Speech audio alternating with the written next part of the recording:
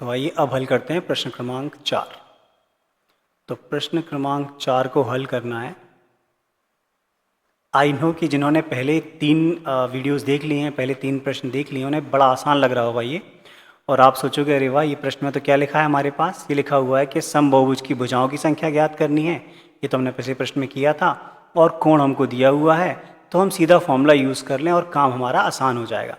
यानी ये फॉर्मूला जो लिखा हुआ है यहाँ पे हम यूज़ कर लें, ये जो हम पढ़ चुके हैं पिछले उसमें कि ये कोण। लेकिन अब यहाँ थोड़ा सा ध्यान आपको जो देखना है और समझना है कि ये जो फॉर्मूला है ये तब काम करेगा जब हमें बाह्य कोण का माप दिया हो।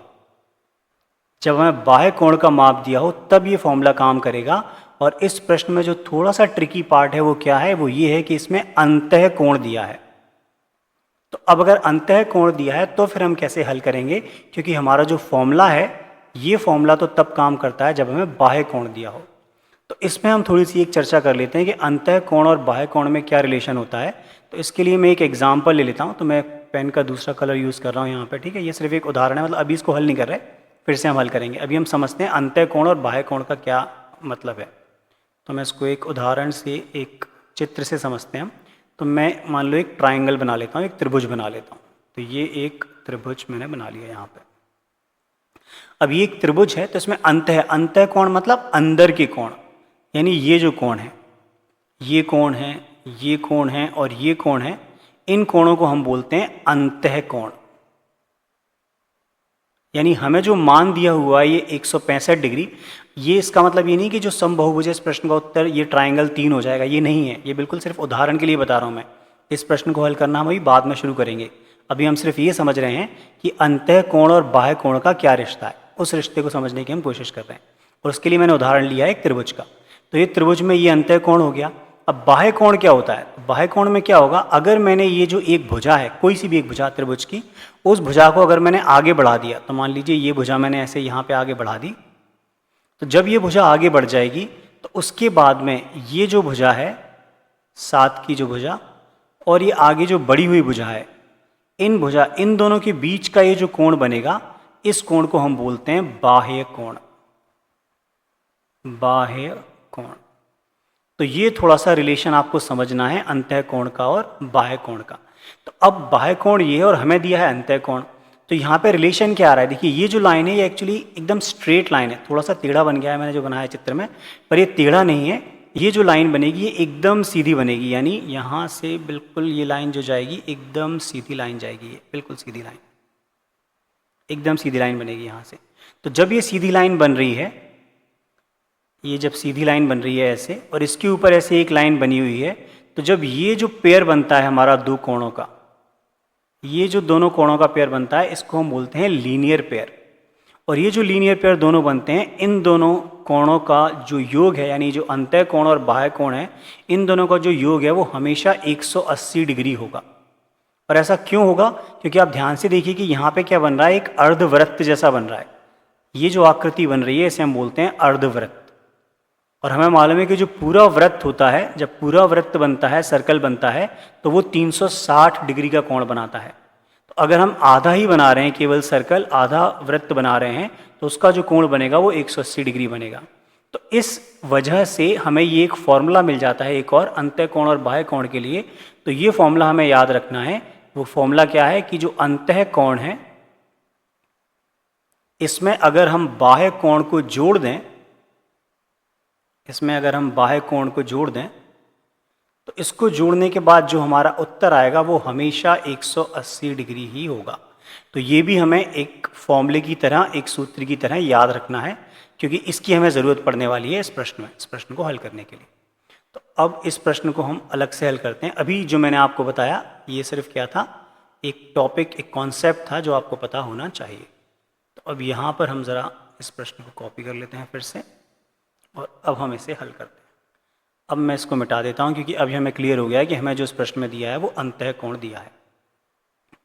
तो जब आप इस प्रश्न को हल करेंगे तो ये आपको बहुत ध्यान रखना है, और इसलिए ध्यान से प्रश्न पढ़ने हैं। बस कोण देख के हल करना नहीं शुरू कर देना, कौन सा कोण है वो देखना ज़रूरी है। तो हम यहीं से शुरू करेंगे। पहले यही फॉर्मूला लिखेंगे कि हम जानते हैं कि यही फॉर्मूला मैं दोबारा लिख लेता हूँ। क्या जानते हैं हम कि जो अंतः कोण है, इस अंतः कोण में अगर हम बाह्य कोण को जोड़ दें तो इसे जोड़ने के बाद जो हमारा उत्तर आएगा वो उत्तर हमारा होगा 180 डिग्री।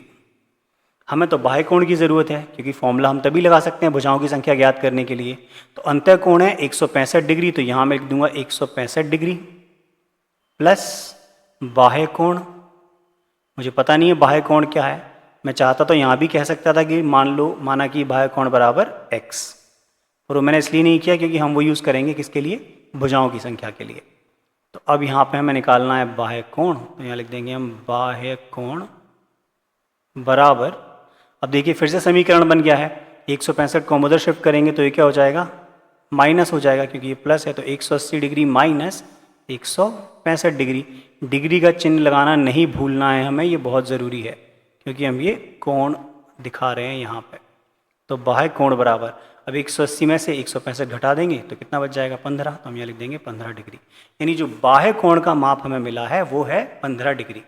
तो यानी अगर मैं अभी क्वेश्चन पढ़ूं तो ये प्रश्न कैसा हो गया कि एक समबहुभुज की भुजाओं की संख्या ज्ञात कीजिए यदि इसका प्रत्येक बाह्य कोण 15 डिग्री का है। यानी अगर मुझे प्रश्न क्रमांक 3 की तरह इसको बनाना है, जो प्रश्न क्रमांक 3 हमने किया था, ऐसा अगर हमको बनाना है तो ये प्रश्न में क्या लिखेंगे हम कि हमें भुजाओं की संख्या, समबहुभुज की भुजाओं की संख्या ज्ञात करनी है कब, जब इसका बाह्य कोण कितना है, 15 डिग्री का है। तो अब हम फिर से लिख सकते हैं यहाँ पे कि माना की भुजाओं की संख्या बराबर x, माना की भुजाओं की संख्या बराबर x, भुजाओं की संख्या बराबर x। फिर से हम फॉर्मूला लिख लेते हैं। क्या फॉर्मूला था, समबहुभुज के, देखिए मैं ये फॉर्मूला बार बार लिख रहा हूँ, हर प्रश्न में पहले भी लिखा था मैंने, जितनी बार भी हम प्रश्न हल कर रहे हैं मैं लिख रहा हूँ, आप भी लिखिए, जितनी बार आप फॉर्मूला लिखेंगे आपको फॉर्मूला याद होगा। प्लस जब टीचर आपकी कॉपी चेक करेंगे तो उन्हें पता होगा कि आप शॉर्टकट से नहीं कर रहे हैं, आपको कॉन्सेप्ट अच्छे से आते हैं, तो इसलिए ये फॉर्मूला लिखिए। तो समबहुभुज के एक बाह्य कोण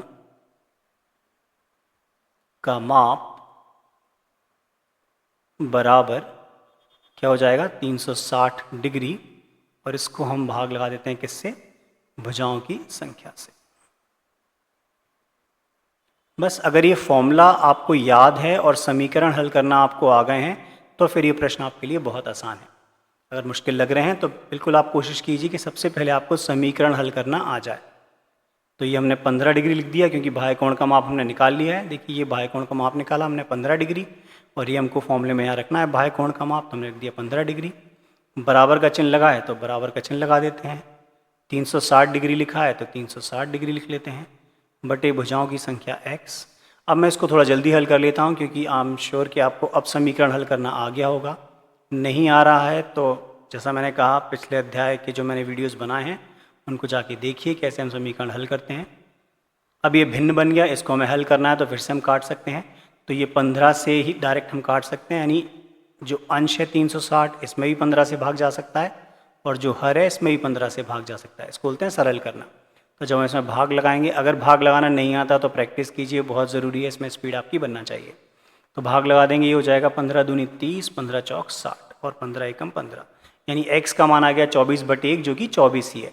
यानी हमें निकालनी थी भुजाओं की संख्या, वो हमने निकाल दी है, उसको हमने x माना था, तो भुजाओं की संख्या जो होगी वो आएगी 24। अब हम 24 में डिग्री नहीं लगाएंगे क्योंकि ये भुजाओं की संख्या है, अब ये कोण का मान नहीं है, ये हमने x निकाला था। यहाँ ऐसे समझ लीजिए कि डिग्री से डिग्री कैंसिल हो गया, तो ये 24 जो आया है हमारा उत्तर, ये उत्तर आया है भुजाओं की संख्या। तो ये आपको ध्यान रखना है जब प्रश्न हल करने हैं। कोई भी डाउट है तो कमेंट सेक्शन में ज़रूर बताइएगा, डिस्कस करेंगे हम उसको।